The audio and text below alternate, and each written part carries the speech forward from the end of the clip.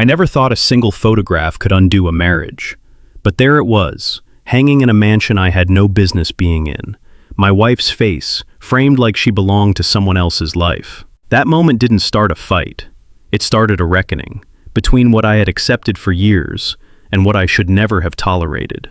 If you've ever stayed silent to keep the peace, you might recognize what happened next. Mornings in Atlanta usually started the same way. I woke up before the alarm, moved quietly so I wouldn't wake my son, and stood at the kitchen counter scrolling through emails while the coffee brewed. Work had been steady for years. Logistics doesn't impress people at dinner parties, but it pays the bills and demands discipline. I liked that. Predictable systems, clear responsibilities. You do your part, things move. At home, things were less defined. My wife had a way of asking for things that didn't sound like demands, but always landed as obligations. Help her parents with another bill, cover a shortfall she'd explain later, drive across town after a 12-hour day because it would mean a lot. I told myself that was marriage. That was being a man who held things together. My son watched all of it without saying much. He was old enough to notice when voices changed, when silence stretched too long at the table. I tried to balance that by being present where I could. School pickups, weekend breakfasts, sitting through practices even when my phone kept buzzing in my pocket. The trip to California came up fast. A high-value shipment needed personal oversight, and my name was already on the route. My wife mentioned, almost in passing, that I might meet someone she knew out there. A business contact, she said. Someone successful. I didn't ask questions. I rarely did anymore. Beverly Hills felt like another country. Everything moved slower but cost more. The driver dropped me at the gate and spoke into a panel. The doors opened without a sound. Inside, the house felt less like a home and more like a statement. Clean lines, high ceilings, nothing personal except for what waited beyond the entryway. I followed an assistant through a wide corridor into the main hall. My eyes lifted out of habit, tracking the space, the symmetry. Then they stopped. The photograph was large, professionally framed, perfectly lit. It showed my wife in a white dress I recognized immediately, not from our wedding day, but from the rehearsal dinner. Same smile, same tilt of the head. Her hand rested on a man's arm I didn't know. I didn't move closer. I didn't need to. Every detail landed at once. For a moment, no thoughts came, just a tightening in my chest, as if my body understood before my mind caught up. The assistant kept talking, pointing out architectural features, waiting for me to respond. I nodded when it felt appropriate. The sound of my own voice answering questions surprised me. It sounded steady. I asked who lived here. She gave a name I'd heard before, the one my wife mentioned casually. Billionaire, investor, philanthropist. The way people list those words like they explain everything. No one noticed the shift in me. Not the assistant, not the staff passing through the hall. I stood there, hands at my sides, looking at a version of my marriage I had never been invited into. I thought about calling my wife right then. The idea came and went. What would I ask? Why is your photo here? Why does it look like a declaration instead of a memory? Questions need room for answers. I wasn't ready to hear them. The meeting went on. Contracts discussed, signatures placed. My attention stayed just sharp enough to do my job. Years of training kicked in. Handle what's in front of you. Don't react. Don't give anyone leverage. When it ended, I thanked the people I needed to thank and walked back toward the entrance.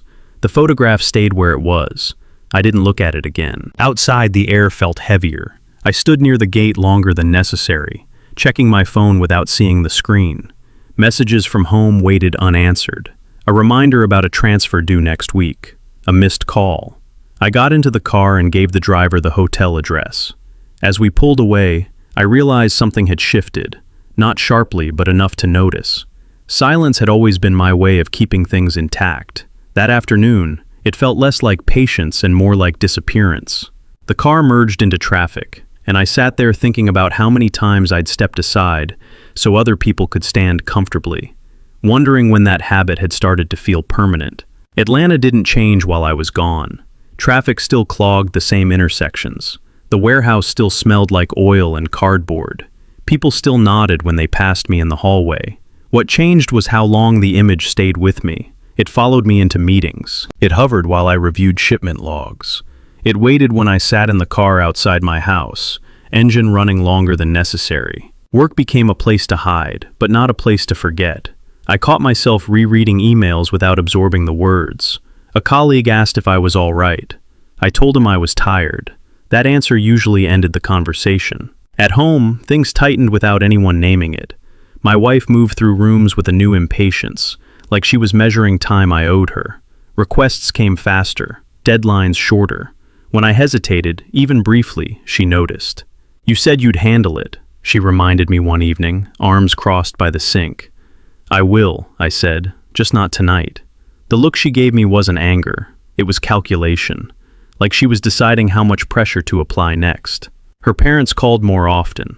Small emergencies, confusion about paperwork, questions that somehow landed on my responsibility. I handled them the way I always had, quietly, efficiently. Still, something shifted in how they spoke to me. Less gratitude, more expectation. Outside the house, things weren't quieter. A friend from church asked how business was going in California. Someone else mentioned hearing my wife's name connected to a fundraiser out west. The comments never accused. They hovered just long enough to let me know people were curious. I stopped correcting anyone. The tension settled into my shoulders. It showed up when I tried to sleep. It showed up when my son asked why I seemed distracted. I told him work was busy. He accepted that answer too easily. Kids learn early when questions won't be welcomed. A week later, I sat across from a woman I'd never planned to meet more than once. The appointment was routine, a review of documents tied to a property transfer I'd helped facilitate for one of our partners. Her office was small, no certificates on the walls, no framed mission statements. She skimmed the paperwork, then looked at me over her glasses. "This isn't your asset," she said. "It's not supposed to be," I replied. "Yet your signature shows up in places it shouldn't." Her tone stayed neutral, no sympathy, no judgment, just facts laid out like items on a table. I shrugged. I was asked to help. Family situation. She leaned back slightly. Helping is one thing, absorbing risk is another. I didn't answer right away. Silence filled the space, but she didn't rush to fill it. That caught my attention more than anything she'd said. "Does your wife know you're here?" she asked. "Not exactly." She nodded once, like she'd already expected that. People who benefit from silence tend to protect it, not you, them. The words landed cleanly, no drama, no comfort, just a clear line I hadn't drawn for myself. She slid a folder across the desk. "Look this over when you're ready. No rush, just don't ignore it." I thanked her and left. The drive back to work felt longer than usual. Traffic moved, music played. Nothing demanded immediate action. That was the problem. By the end of the week, the pressure sharpened. My wife accused me of pulling away. Her parents asked if I was angry with them. A neighbor stopped me to pass along a message she claimed she'd heard secondhand. I started recognizing the pattern. No single attack, just enough weight from every direction to keep me off balance. At night, I stayed up after everyone else slept. I reread old emails. I scrolled through shared accounts. Dates didn't always line up. Explanations repeated themselves too neatly. I thought about how often I'd chosen calm over clarity, how often that choice had been praised as maturity. Somewhere along the way, it had turned into consent. One evening, my wife stepped into the room while I was reviewing documents on my laptop. "You don't trust me anymore," she said. I closed the screen slowly. "I'm trying to understand." She waited for more. None came. Her disappointment felt rehearsed. She left without another word. I sat there long after, listening to the house settle, realizing no one had asked what this was doing to me, and that maybe no one ever would, unless I stopped making it so easy not to. The email came from an address I didn't recognize. No greeting, no signature. Just a forwarded receipt attached beneath a single line, asking if I remembered authorizing it. The amount was small enough to slip past notice, dated months back, tied to a trip my wife had said was canceled. I stared at the screen longer than necessary. The easiest answer was that I'd forgotten, that I was tired, that stress had made me suspicious of normal things. I closed the message without replying and went back to what I'd been doing, though the numbers stopped making sense. Later that day, I pulled a box from the back of the closet. Old files, utility statements, tax returns, things I'd kept out of habit more than need. Papers have a way of telling time if you let them. Dates lined up until they didn't. Addresses changed without explanation. A pattern didn't announce itself, it nudged. Doubt crept in from both sides. Maybe I was reaching. Maybe the photo had bent everything afterward. I wanted a clean contradiction, something obvious enough to shut this down. Instead, there were only edges that didn't meet. When I asked about access to one of our shared accounts, the answer came back indirect. "It's complicated right now," my wife said, eyes fixed on her phone. "We'll talk later." Later never arrived. The login stopped working the next morning. Her parents followed suit without coordination, or so it seemed. Decisions that used to pass through me found new routes. Meetings happened while I was at work. Forms got signed without my name. I heard about changes after they'd already settled. "We didn't want to bother you," her father said on the phone. "You've been busy." The words sounded considerate. The timing didn't. At the warehouse, a driver I'd known for years pulled me aside. "Man, quick question," he said. "You moving out west permanently?" "No. Heard different. Just wanted to make sure." I asked where he'd heard it. He shrugged. Said it came up during a pickup. Just talk. That night, I sat at the kitchen table after everyone else went to bed. The house made its usual noises. Pipes, the hum of the fridge. I opened a notebook and started writing things down. Dates, conversations, names. Nothing dramatic, just what happened and when. It felt strange, keeping a record of my own life like I needed proof it was real. I stopped answering some calls. Not out of spite, out of space. When messages came through, I let them sit. The silence felt unnatural at first, like I was doing something wrong. Over time, it settled into something closer to control. I began saving copies of everything. Emails forwarded to a personal account, statements downloaded and labeled, screenshots taken quietly, without urgency. During conversations, I listened more than I spoke. When something didn't add up, I didn't challenge it. I noted it. My wife noticed the change. "You're distant," she said one afternoon while I packed my lunch. "I'm focused." "On what?" "Work, family, same things as always."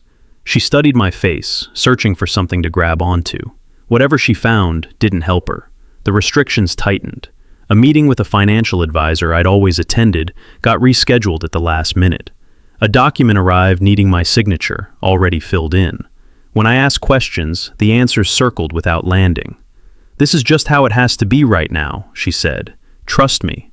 Trust used to feel like a bridge. Now it felt like a trap door. The anonymous email came again, this time with a note explaining where the receipt came from.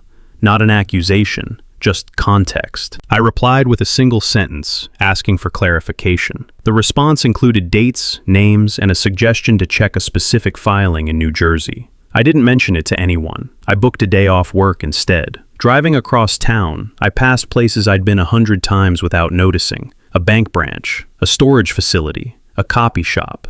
Ordinary stops that suddenly felt like pieces of a different route. By the time I got home, the notebook had grown heavier. Not with answers, but with shape. Something was taking form. Not the story I'd been told, not the one I'd repeated. My wife stood in the hallway as I came in, arms folded. "We need to talk," she said. I set my keys down carefully, already aware of how many things were shifting at once, and waited for her to continue. "We need to talk." She didn't wait for me to answer. She walked into the living room, picked up a folder from the side table, and laid it out like evidence. Papers I recognized, accounts I'd helped build, numbers that had once passed through my hands without question. "I made some adjustments," she said. "Temporary. It was necessary." I flipped through the pages slowly. My name still appeared in places, but not where it mattered. Access removed, authority reassigned, decisions rerouted through trusts and signatures that weren't mine. "When were you planning to mention this?" I asked. "I'm mentioning it now." The calm in her voice didn't match what she'd done. That disconnect made it easier to breathe. I asked practical questions. She answered selectively. When I pressed for details, she accused me of interrogating her. "You're acting like I did something wrong. You changed things without telling me. Because you've been distant." That was the line. Distance as justification. The next day, the public part arrived. An email went out to extended family and a few community contacts, framed as an update. My wife was streamlining responsibilities to reduce stress on me. Her parents echoed the message in their own calls. Concerned voices, reassuring words, a quiet consensus forming without my input. At work, the shift became visible. A partner asked if I was still the point of contact for a project tied to my home address. Someone else hesitated before including me on a call. No one confronted me. They adjusted. I kept showing up. I answered what I could. I didn't explain. Explanations invite debate. I wasn't interested in one. The real hit landed that Friday. A transfer went through without my authorization. Legal, clean, executed by someone with the right paperwork. The amount wasn't devastating, but the message was clear. Control had changed hands. I sat with it through lunch, chewing without appetite. The instinct to react flared and faded. Years of managing pressure had taught me when movement caused more damage than stillness. I chose restraint, not out of fear, but calculation. That evening, a small gathering took place at a neighbor's house. Nothing formal, a few familiar faces. I arrived on time, spoke when spoken to, noticed who avoided eye contact. Someone asked how things were going at home. I answered honestly. Different. That was enough to shift the air. Rumors don't need details. They grow on suggestion. Later, my wife pulled me aside. "You don't need to embarrass us," she said. I didn't say anything. "You didn't have to." Back home, she locked herself into the bedroom to make calls. I stayed in the kitchen, sorting mail that had piled up. Bills mixed with invitations, statements mixed with flyers. One envelope caught my attention, addressed to both of us. Inside, a notice confirming a change in beneficiary status. My name listed second. I placed it back in the envelope and set it on the counter. Sleep didn't come easily, not because of panic, because my mind kept rearranging what I'd seen. The pattern was no longer subtle. Moves were being made in daylight now. This wasn't confusion, it was strategy. The following week brought more of the same. Meetings I wasn't invited to. Decisions announced after the fact. Polite explanations delivered with practiced concern. Each one took a small piece. Authority, trust, standing. I adjusted in response, quietly. I rerouted my paycheck. I opened an account she didn't know about. I moved copies of critical documents out of the house. Nothing dramatic, just balance. One afternoon, my son asked why his mom seemed upset with me. "Grown-up stuff," I said. "Are we okay?" I nodded. The answer felt solid. Not because everything was fine, but because I'd stopped pretending it would fix itself. That night, I reviewed what I had. Not enough to act, enough to prepare. The realization settled without ceremony. Waiting for fairness hadn't protected anything. It had only delayed the loss. I closed the laptop when the clock passed midnight, turned off the kitchen light, and left the folder where it was, already thinking about the calls I needed to make in the morning. The call came while I was loading groceries into the trunk. Unknown number. I let it ring once, twice, then answered. "You don't know me," the voice said, "but I know what you've been kept out of." No name followed. No apology for the intrusion. Just a statement, delivered evenly. "I'm listening." She didn't rush, mentioned dates that matched the notebook, trips I hadn't questioned, transfers that had moved through accounts tied to entities I'd never approved. One sentence caught in my chest, a reference to a document filed years ago, back when I still believed transparency was mutual. Check the trust amendment from Newark, the second one, not the version you were shown. The line went dead before I could respond. I drove home slowly, groceries warming in the back. Once inside, I put everything away without thinking about what went where. The house felt quieter than usual. My wife wasn't home yet. That helped. The filing wasn't easy to find, but it existed. Same names, different terms. Clauses rewritten to shift authority during periods of instability. I read it twice, then a third time. The language didn't accuse, it allowed. That was the part that stung. None of this broke rules. It bent them around me. A memory surfaced without warning. Years earlier, a disagreement I'd brushed off. She'd insisted on handling a meeting alone, said I'd been under too much pressure. I remembered feeling relieved at the time, grateful even. That relief carried a cost I hadn't calculated. I met with the woman from the law office again. Same chair, same desk. She listened while I spoke, nodding only when something mattered. "This isn't about money," she said once I finished. "I know. It's about who gets to decide what's real." She slid a legal pad toward me. "If you move forward, you'll lose whatever comfort is left. If you don't, you'll keep paying in smaller ways until there's nothing left to protect. No drama, no encouragement, just options laid bare. Outside, rain started without announcement. I sat in the car afterward, engine off, hands resting on the wheel. The choice wasn't between winning and losing. It was between continuing to disappear or taking up space again. By the time I got home, messages waited. Family group chats buzzing with concern. Posts online framing a narrative I hadn't agreed to. I'd been overwhelmed, stepping back. My absence turned into a story others were happy to tell for me. My wife arrived late. She moved through the house briskly, phone pressed to her ear, voice low. When she saw me, she paused, then continued the call in the bedroom. I didn't interrupt. I packed my lunch for the next day. I helped my son with homework. Normal tasks carried weight now. Each one felt deliberate. Later, she came into the kitchen.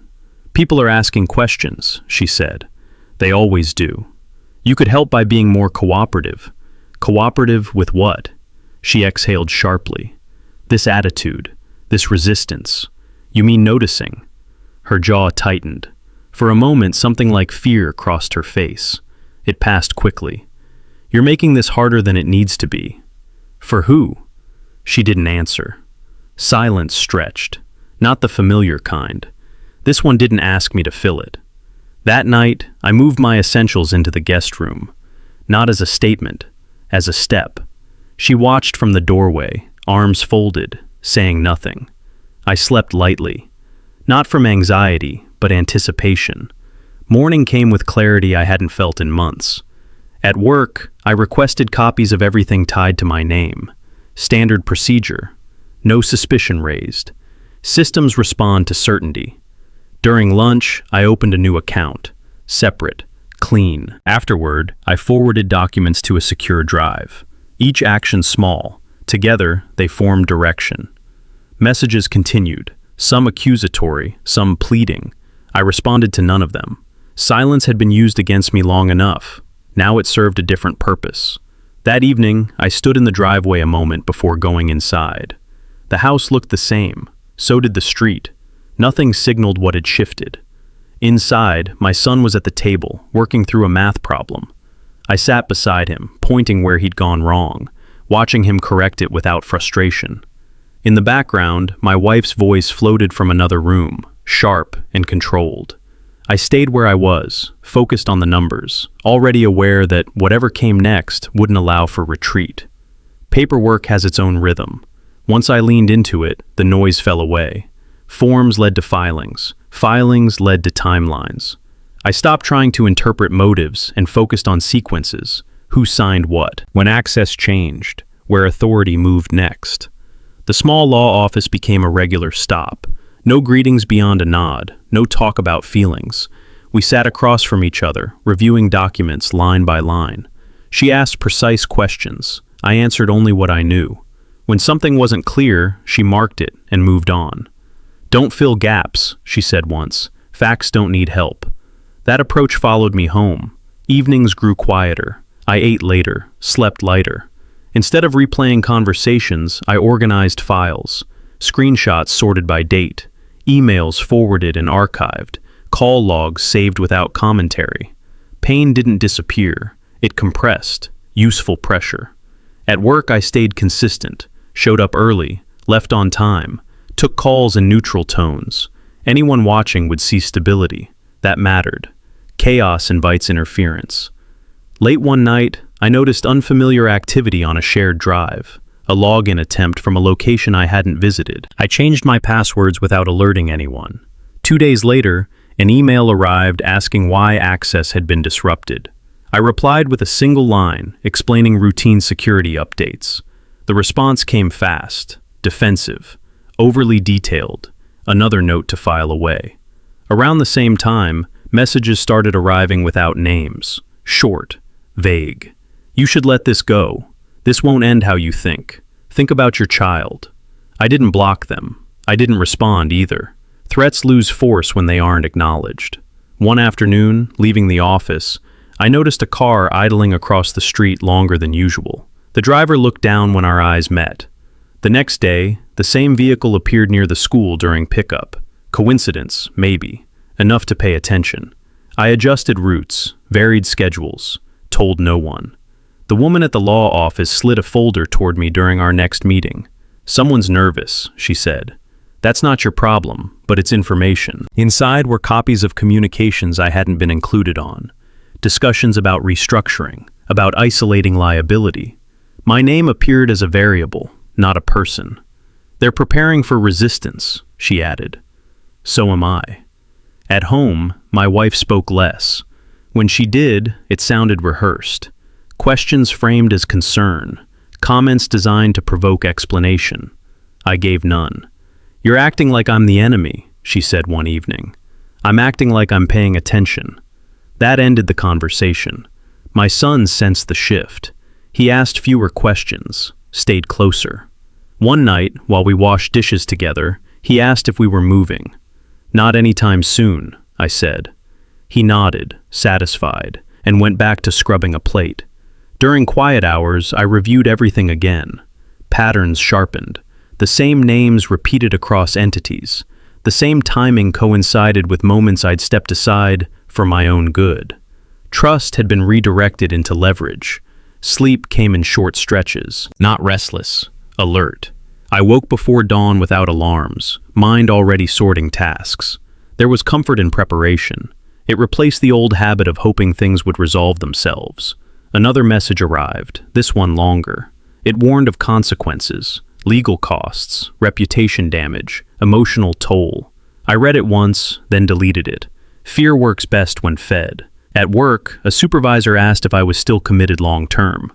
"Absolutely," I said. That answer closed the door to speculation. The car appeared again one evening near the grocery store. I took note of the license plate, didn't follow, didn't confront. Documentation matters more than drama. When I met with the lawyer next, I handed over everything. Logs, screenshots, notes. "This is enough to start," she said. "Not enough to finish." "That's fine." She studied me for a moment. "Most people burn out here. They rush. They react. I'm not in a hurry." Outside, traffic moved steadily. I sat in the car with the engine off, letting the moment pass. No urge to call anyone. No need to announce anything. At home, the guest room felt more like mine now. Clean, sparse, functional. I laid out clothes for the next day and checked my calendar. From the hallway, I heard my wife on the phone again. Lower voice, sharper edges. I closed the door quietly, set my phone on the nightstand, and reviewed tomorrow's list one more time, already tracking how close the surface tension felt to breaking. The notice arrived folded inside an envelope marked urgent. Custody mediation. Temporary arrangements. Language that pretended to be neutral while cutting straight through my chest. I read it standing at the counter, thumb tracing the crease, already calculating what it meant for school mornings, weekends, the ordinary hours that had kept me steady. My wife didn't bring it up that night. She didn't have to. The message had been delivered. At work, a compliance review was scheduled without warning, routine on paper. In practice, it froze decisions and delayed approvals tied to my name. A supervisor pulled me aside, voice careful. "This isn't personal," he said. "We just need clarity." Clarity had become the word everyone used when they wanted leverage.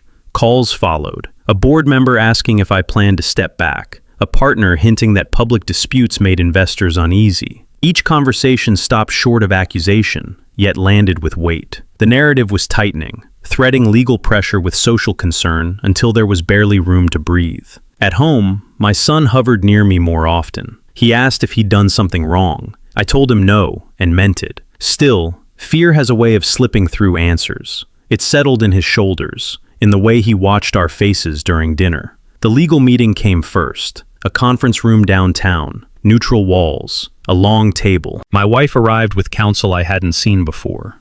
Confident, prepared, papers arranged neatly in front of her.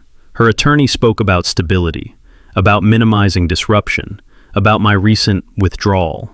Words selected to sound reasonable, while framing absence as risk. When it was my turn, I spoke slowly, corrected dates, clarified roles, offered documentation when asked.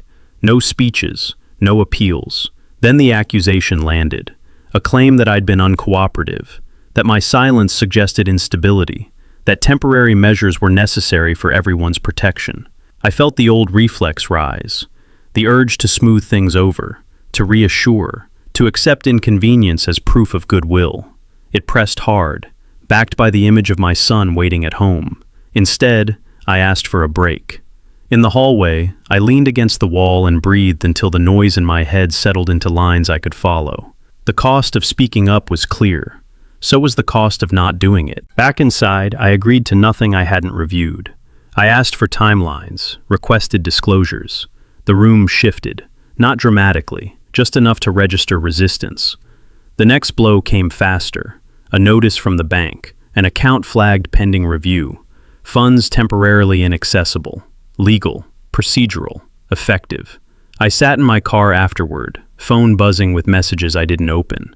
For a moment, the edges of everything blurred. This was the point where people folded, where exhaustion turned into consent. A memory surfaced uninvited. Years earlier, standing in a hospital hallway after my father died, telling myself I'd keep the family together no matter what. That promise had shaped every compromise since. I drove to the school and waited until dismissal. When my son climbed into the passenger seat, he asked if we were okay again. "We're working on it," I said. He nodded, staring out the window. "Mom says things might change for a while." They might. Are you leaving? The question landed clean. No drama, just fear. "I'm not going anywhere." The answer steadied both of us. That evening, the phone rang again. "Unknown number," I answered. "This can still be resolved quietly," the voice said. "For your sake." "Whose terms?" I asked. A pause, then a warning about consequences, about escalation, about what happens when people push too hard. "I've been pushed for years," I said. "I'm still here." The call ended. I didn't sleep much, not from panic, from the sense that the ground had finally given way beneath the last illusion. Silence was no longer neutral. It was erasing me in real time. Before dawn, I gathered the documents I'd kept separate and placed them in a bag. Copies went to a secure drive. Originals stayed with me. I dressed quietly and left a note for my son explaining I'd be late. At the law office, I laid everything on the table. Notices, messages, timelines. "They're trying to break momentum," she said. Force a concession. "It won't work." She looked at me for a long moment. "Then you'll need to move now. Not loudly, precisely." Outside, the city was already awake. Traffic building, people heading to work, unaware of how close my life had come to narrowing into someone else's version of manageable. Back home that evening, my wife stood in the kitchen, eyes sharp, posture set. "You didn't have to make this harder," she said. "I didn't make it harder," I replied. I stopped pretending. She watched me gather my son's backpack for the next day, each motion measured, each choice intentional, as the weight of what I'd decided began to move with me through the house. The knock came just after dinner. I wasn't expecting anyone. My son was in his room, headphones on, the house settling into its usual evening rhythm. When I opened the door, a man stood on the porch holding a thin envelope, his posture stiff like he might bolt if I raised my voice. "You don't remember me," he said. "We crossed paths years ago, New Jersey." The name followed. It rang faintly, like something overheard in passing. He worked maintenance for a firm tied to one of the early trusts. Low level, temporary, invisible by design. I stepped aside and let him in. He didn't sit, kept his jacket on, hands busy. The envelope changed grip twice before he finally placed it on the table. "I shouldn't be here," he said, "but I'm done pretending I didn't see what I saw." Inside were copies, emails printed out of sequence, a scanned memo with handwritten notes in the margins, instructions that contradicted sworn statements I'd already read. Not dramatic, just specific. "They told me it was cleanup," he continued, "administrative stuff. Then lawyers showed up, and my access disappeared. I figured staying quiet was safer." "Why now?" I asked. "Because they're squeezing everyone, and because your kid's name came up." That landed harder than anything else he'd said. He stayed long enough to answer questions. Dates, locations, who else had been present. When he left, the house felt different. Not lighter, sharper. I didn't rush to celebrate. Hope is dangerous when it moves too fast. Instead, I cross-checked everything. The documents matched patterns I'd already logged, the gaps filled without forcing them. The law office saw me again the next morning. She read through the new material without comment, then reached for a pen. "This changes leverage," she said, "not outcome. Yet. Enough to force a response? Enough to expose contradictions. That was the weakness. Not money, not influence. Stories only hold if they stay consistent." Outside pressure continued. A statement circulated through family channels claiming I was confused and being misled by outside voices. Friends reached out cautiously. Some pulled back. My wife posted a photo online, smiling, captioned with something about resilience. The performance stayed polished. When we crossed paths at home, she watched me closely. Questions disguised as concern, observations framed as worry. "You seem calmer," she said. "I am. That should tell you something. It tells me I'm seeing clearly." She laughed softly, like I'd made a joke she didn't find funny. "You really think you can turn this around? I think the truth doesn't need permission." She stopped smiling then, not angry, alert. The next move came from her side first. A letter from her attorney disputing claims I hadn't made yet. Preemptive, defensive. It cited selective records and ignored others entirely. The omissions mattered more than what it included. I forwarded it to the law office. She responded with a single line asking when I'd be ready. Preparation took days. Not frantic, focused.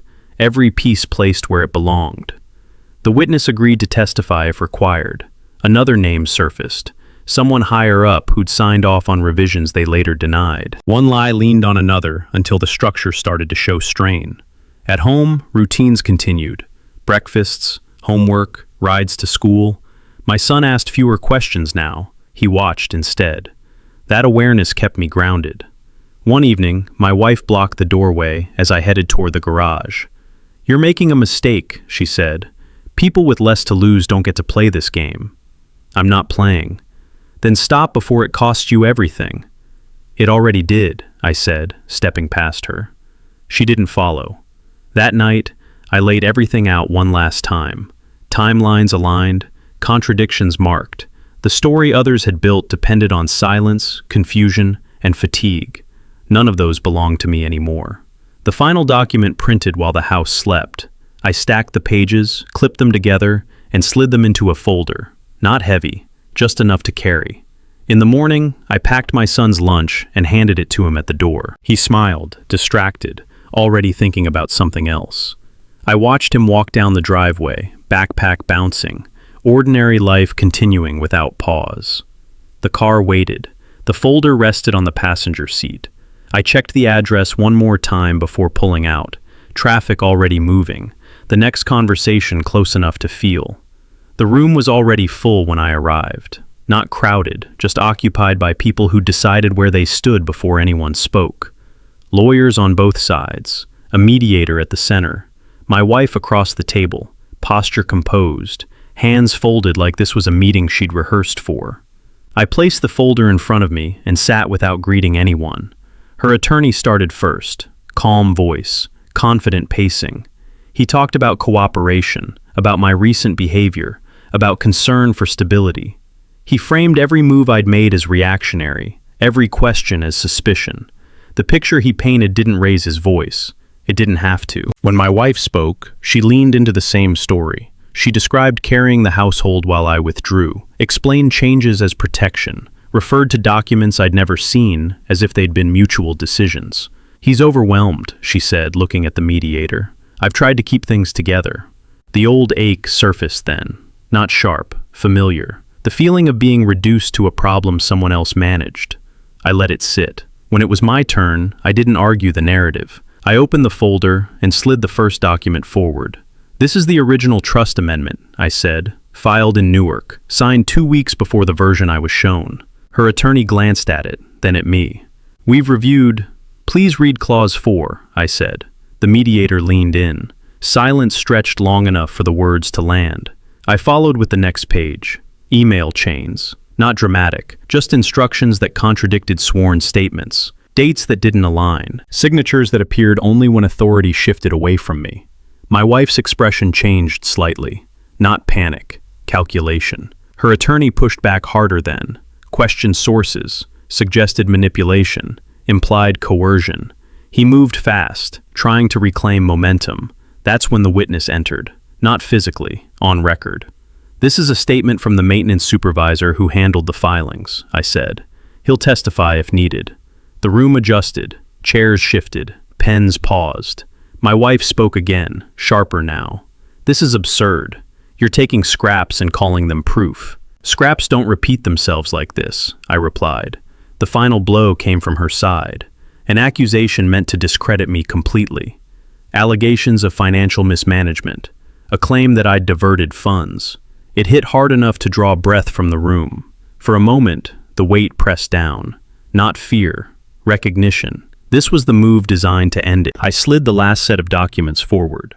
Bank records. Clean. Time-stamped. Verified. "Those transfers were authorized by an account I didn't control," I said. "Here's the access log." Her attorney reached for the pages. His confidence faltered just enough to notice. The mediator asked questions now, direct ones, about timing, about access, about why certain documents hadn't been disclosed earlier. My wife stayed quiet. She stared at the table, jaw tight, the story she'd relied on unraveling without noise. No shouting followed, no dramatic reversal, just a steady realization spreading through the room that something fundamental had been misrepresented. A recess was called. People stood. Phones came out.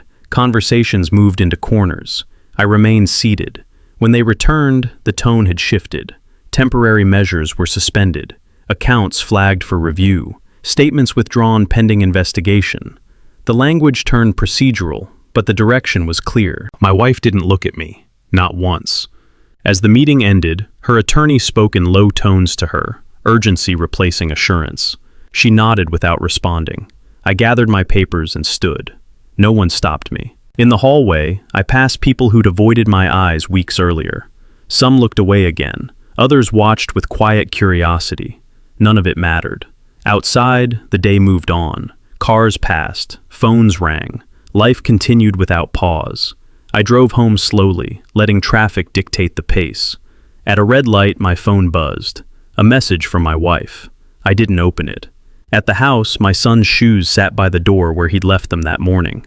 I picked them up, set them neatly on the rack, and moved through the familiar rooms without rush.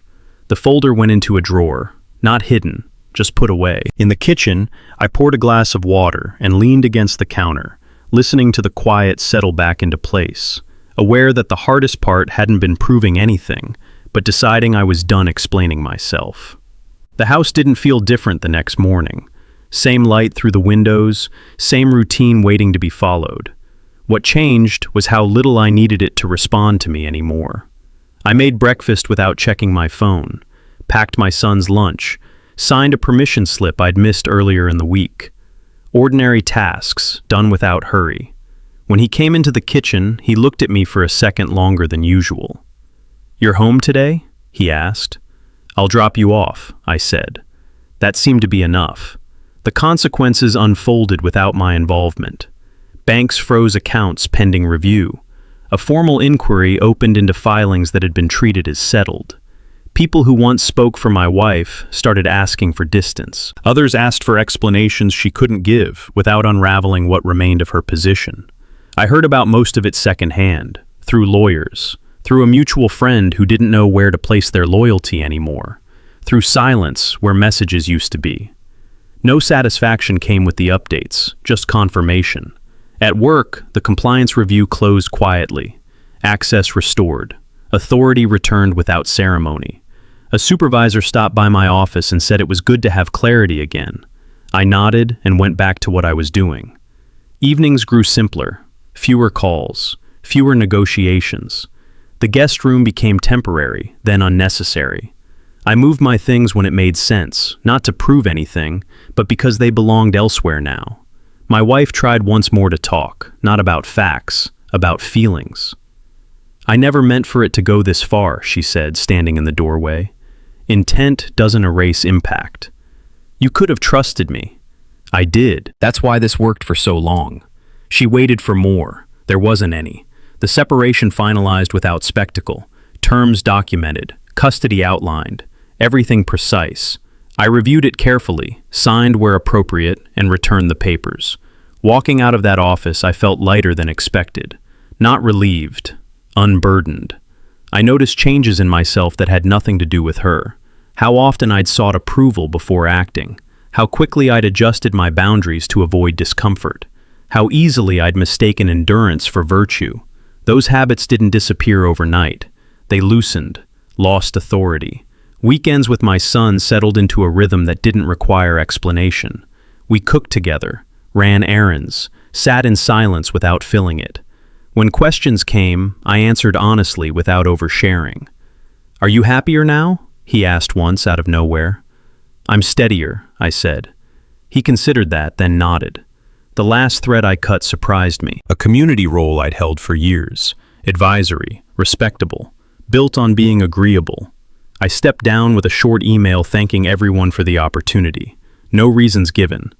The replies varied, some understanding, some disappointed. None changed my mind. I didn't move away, didn't reinvent myself. I stayed where I was and lived differently inside it. One afternoon, months later, I passed my wife in a public place. Brief eye contact, a pause. Then we kept walking. No scene, no closure. That was enough. At home that evening, I organized a drawer that had collected things without purpose. Old keys, receipts, notes written when I'd thought reminders would keep things together. I threw most of it out. What remained fit easily into my hands. Dinner cooked, homework done, dishes drying on the rack. I sat at the table after my son went to bed, not thinking about what had happened, not anticipating what came next, just present. The quiet didn't ask anything of me anymore. It didn't require sacrifice or explanation. It existed without conditions. I turned off the kitchen light, walked down the hall, and closed the door behind me, already focused on the small, ordinary plans waiting for the morning.